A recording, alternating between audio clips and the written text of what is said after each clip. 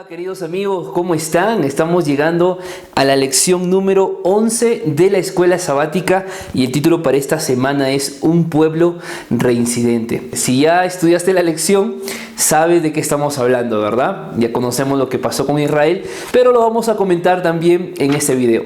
Quiero invitarte a que te suscribas, si es que aún no lo has hecho, a que puedas unirte al grupo de Facebook, al grupo de WhatsApp, que está también allí, los links en la descripción. Y si quieres estar en contacto conmigo, que a mí me gustaría mucho poder servirte, ya sabes que tenemos las redes sociales disponibles, que también están abajo para que le des un clic y puedas ir al Instagram, al Facebook, para poder conversar, ¿está bien? Así que, sin más, vamos al comentario de la lección número 11 de la escuela sabática y aquí empezamos.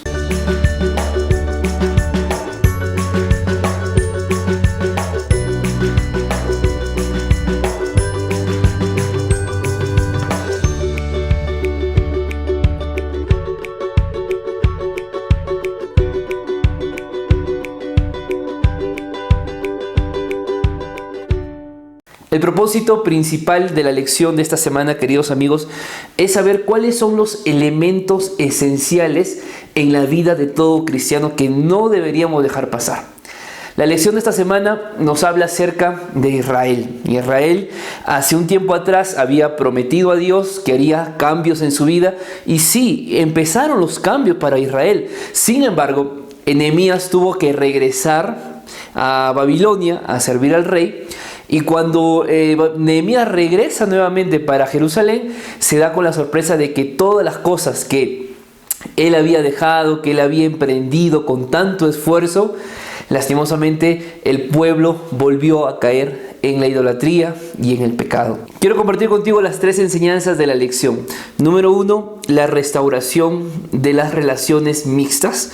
Número 2, la restauración de los diezmos y de las ofrendas. Y número 3, la restauración de la correcta observancia del día sábado.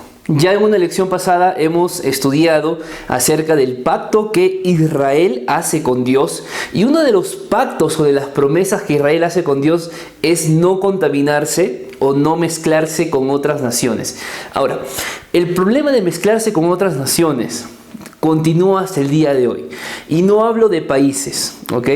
Es más, ni siquiera estoy hablando de juntar dos personas de diferentes denominaciones. Yo estoy hablando de que el yugo desigual que la Biblia enseña no se trata solamente de diferentes denominaciones eclesiásticas cristianas, sino que principalmente puede haber diferencia de yugo o un yugo desigual, incluso siendo las dos personas de la misma religión cristiana. ¿Ok? Puede ser tu adventista. Tu esposo puede ser adventista, tu esposa puede ser adventista, pero quizá los dos no están en la misma madurez espiritual. Es más, uno de ustedes no quiere que seguir creciendo en su vida cristiana. Mira lo que dice acá el texto de Nehemías, capítulo 13, versículo número 1, 2 y 3. Aquel día se leyó a oídos del pueblo el libro de Moisés y fue hallado escrito en él que los amonitas, número 1, y los moabitas, número 2, no debían entrar jamás en la congregación de Dios. Imagínate.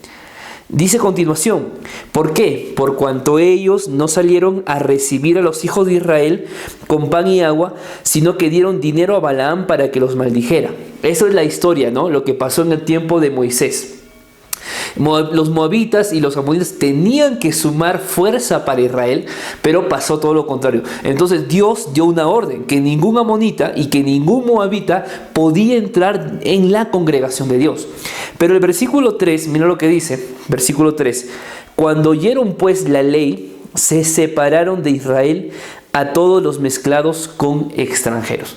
Ahora, esta parte es importante porque uno puede decir, de repente era un ciudadano que tenía una pareja que no era israelita. No estamos hablando solo de ciudadanos.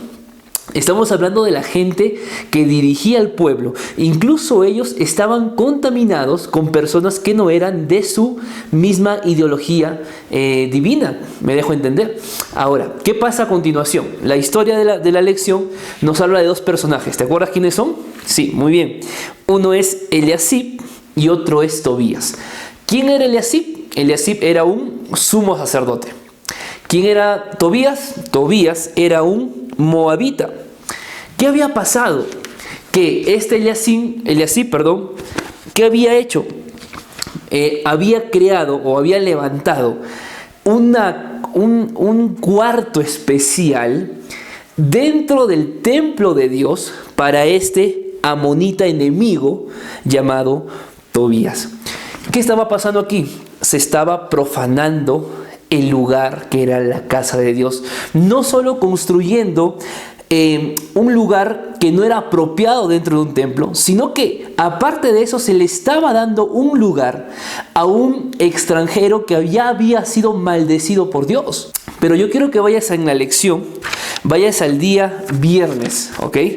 Día viernes de la lección, y quiero que veas conmigo esta cita, que es la segunda cita que aparece en el día viernes, que a mí me llamó bastante la atención, y quiero contártela y quiero darte a entender qué pasaba acá. Mira lo que dice: algunos que desempeñaban cargos sagrados. A ver, ¿cuáles son los cargos sagrados? Hablamos de los sacerdotes, hablamos de los levitas, aquellos que eran cantores, aquellos que eran los porteros, aquella gente que era importante dentro del pueblo. Estamos hablando de ellos. ¿Qué pasó con ellos? Rogaron por sus esposas paganas. Subraya eso. Rogaron por sus esposas paganas. O sea, incluso dentro de aquellos que debían dar ejemplo sobre el pueblo, incluso ellos mismos estaban en pecado.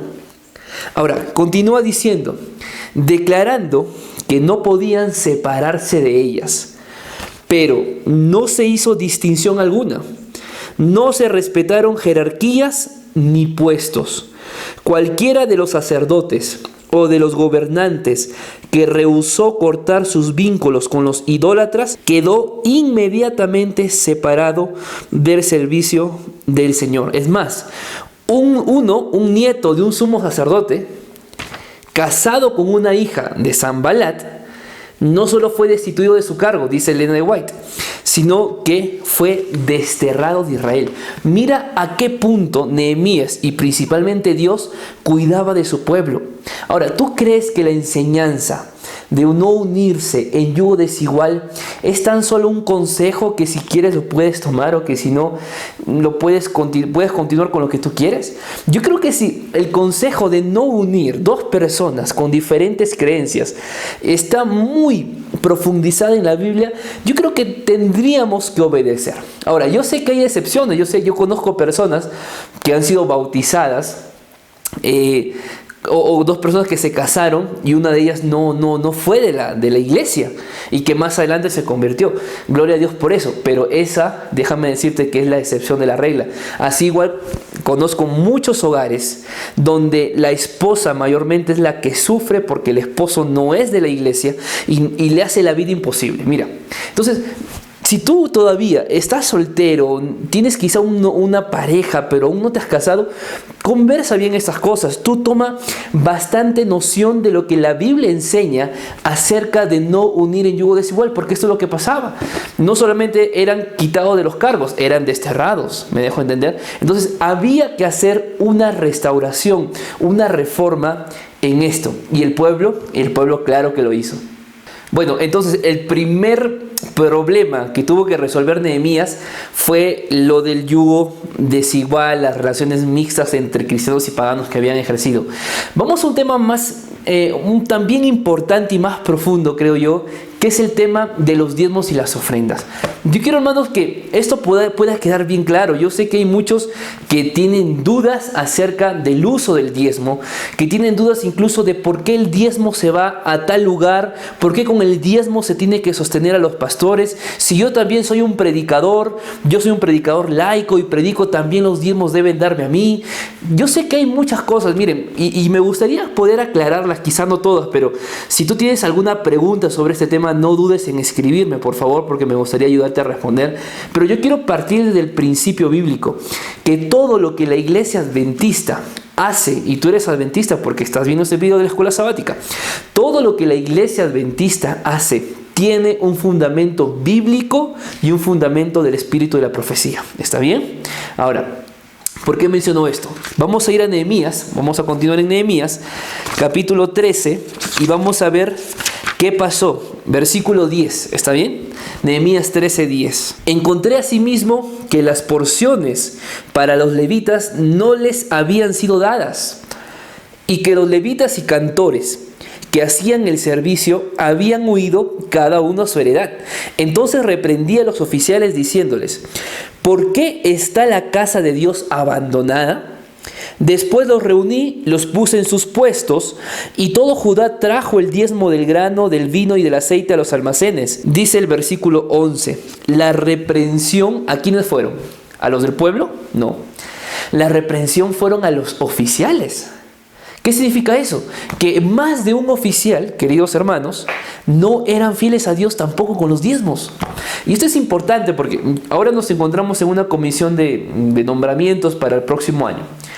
Algo importante que el manual de iglesia dice es que todo oficial de la iglesia tiene que ser un fiel diezmante y ofrendante. ¿Por qué? Porque tú, que eres un dirigente, yo, que soy un pastor de iglesia, somos los primeros en dar ejemplo al pueblo. Pero ni el pueblo ni los oficiales diezmaban y ofrendaban.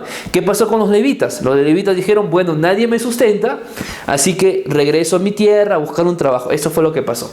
Ahora, este problema fue resuelto, ¿está bien? Nehemías lo resolvió y el pueblo volvió a traer los diezmos y las ofrendas. Pero yo aquí voy a responder algunas preguntas, porque siempre está la duda, pastor, ¿por qué? ¿Qué se hace con el diezmo? Mira, lo que se haga con el diezmo, en primer lugar, es un tema bíblico. Es decir, la forma de utilizar el diezmo lo enseña la Biblia.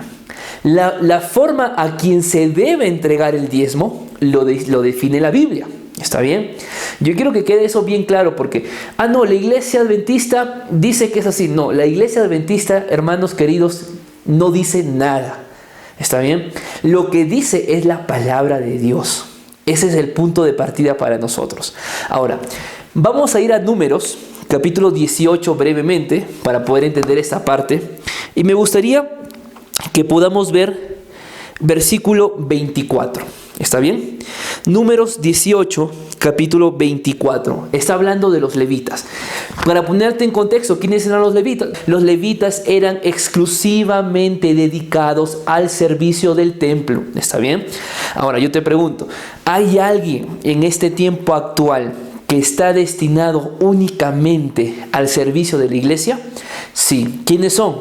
Los pastores, ¿verdad? Eso es bíblico, ¿ok? Vamos partiendo desde allí. Vamos más adelante. Dice el versículo 24. Porque a los levitas les he dado como heredad los diezmos de los hijos de Israel. ¿Qué se les dio a los levitas como heredad? Los diezmos de Israel. ¿Está bien? Pero dice a continuación, por lo cual les he dicho, entre los hijos de Israel, los levitas no van a poseer heredad. Exacto. Porque el único trabajo y función que tenían los levitas era velar por la vida espiritual del pueblo, nada más. Más adelante, versículo 25. Jehová dijo a Moisés, hablarás a los levitas, cuando toméis los diezmos de los hijos de Israel que os he dado como vuestra heredad, vosotros presentaréis como ofrenda mecida a Jehová el diezmo de los diezmos. ¿Qué quiere decir eso? Que los levitas recibían el diezmo, pero los levitas también diezmaban de lo que recibían. Ahora, hermanos queridos, miren, este principio es muy claro. Los diezmos deben ser destinados para aquellos que trabajan exclusivamente en la obra de Dios. ¿Quién lo dijo? ¿La iglesia? No, lo dice la palabra de Dios. Yo no tengo reparo, no tengo miedo en decir que gracias a los diezmos de la iglesia, los pastores podemos seguir predicando el evangelio donde vayamos, porque es bíblico, hermanos. Es un tema bíblico. ¿Me dejo entender? Versículo 13. ¿No sabéis que los que trabajan en las cosas sagradas comen del templo y que los que sirven al altar del altar participan? ¿De quién está hablando aquí a Pablo? Pablo está hablando de aquellos que trabajan en el templo, en la iglesia. Ahora, Teniendo la referencia de que los que trabajan en el templo son los levitas o fueron los levitas y que en este tiempo son los pastores, dice el versículo 14, así también ordenó el Señor que los que anuncian el evangelio, que vivan del evangelio. Es claro, solamente que está la idea, no, pero yo también vivo del evangelio, yo predico la palabra de Dios, yo también voy a predicar, voy a hacer esto, yo también quiero los diezmos para mí. No se trata de eso. El contexto es de los levitas. El contexto es solo de personas que fueron separadas exclusivamente para servir en el santuario y en el templo. ¿Me dejo entender? Entonces, el principio de diezmos y ofrendas es un principio bíblico. La forma de cómo de utilizarla y a quién destinarla es un tema que lo definió la Biblia. ¿Está bien, amigos? Ahora, traer los diezmos a Dios no es una gratitud, por si acaso. Y esto yo lo he dicho en más de un video. Traer los diezmos a Dios no es gratitud. Traer los diezmos a Dios es obediencia. ¿Por qué? Porque, hermanos, tú traes a Dios, tú le estás devolviendo. Y eso no es gratitud. Devolverle a Dios es obediencia. Pero, te digo algo, solo una persona con un corazón agradecido a Dios va a ser obediente. Si tú me estás escuchando, tú tienes un trabajo, tú tienes un ingreso económico, pero no estás dando a Dios o no estás devolviendo a Dios lo que le corresponde. Número uno, tú puedes estar siendo maldecido por Dios. Número dos, es por eso, y Elena de White dice esto, quizá no estás recibiendo las bendiciones de Dios. ¿Sabes por qué? Porque estás reteniendo lo que le pertenece. Y número tres, no estás permitiendo que haya un crecimiento en tu vida. Porque el dar a Dios lo que le corresponde es quitar poco a poco el egoísmo y el orgullo en el cual todos nosotros estamos sumados. Nehemías sabía con claridad que si no se recolectaban los diezmos y no se recolectaban las ofrendas, hermanos, el templo no iba a funcionar, los levitas no podían trabajar. ¿Me dejo entender? Aprendamos a ser fieles a Dios, a ser obedientes a Dios. Reconócelo como tu Señor. Date cuenta que gracias a Dios tú eres lo que eres y tienes lo que tienes, sea poco, sea mucho. Pero lo que Dios espera de ti es que seas un cristiano fiel, un cristiano agradecido, un cristiano obediente, así como lo fue Abraham, que entregó los diezmos a Melquisedec, así como lo fue Jacob, que prometió a Dios y prometió devolver los diezmos. Lo mismo espera Dios de nosotros. Seamos obedientes, ¿está bien? En la devolución de diezmos y en la gratitud de las ofrendas. El tercer problema, pecado que Nehemías tuvo que resolver. El pueblo de Dios fue infiel en la observancia del día sábado. Mira, el sábado, hermanos, todos sabemos, no vamos a hablarlo acá teológicamente, sabemos que el sábado es el día del Señor, ¿está bien? Lo que la Biblia, o algunos intentan hacer algo que la Biblia no ha hecho. Y déjame explicarte. Algunos tratan de decir qué hacer y qué no hacer en el día sábado. Pero déjame decirte algo. La Biblia no te dice lo que tienes que hacer y lo que no tienes que hacer específicamente. ¿Y sabes por qué? Porque el fin del día sábado es que tú retraigas tu pie, que tú dejes de hacer tu voluntad y en el día que el Señor separó, hagas la voluntad de Él para que tú seas lleno con el poder del Espíritu Santo. ¿Sabes qué está pasando? Que tú vas a la iglesia, pero no encuentras un sentido de ir a la iglesia.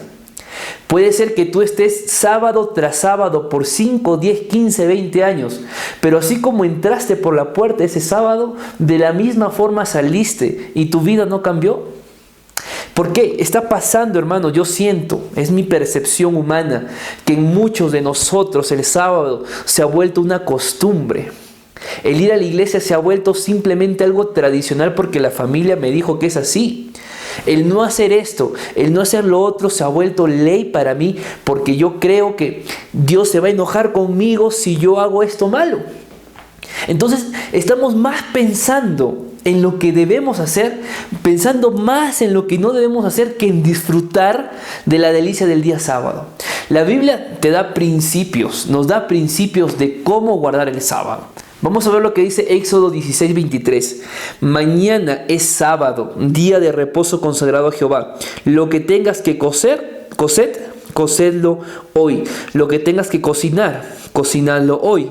Porque todo lo que sobre, guárdalo para mañana. Aquí vemos el principio que Dios deja.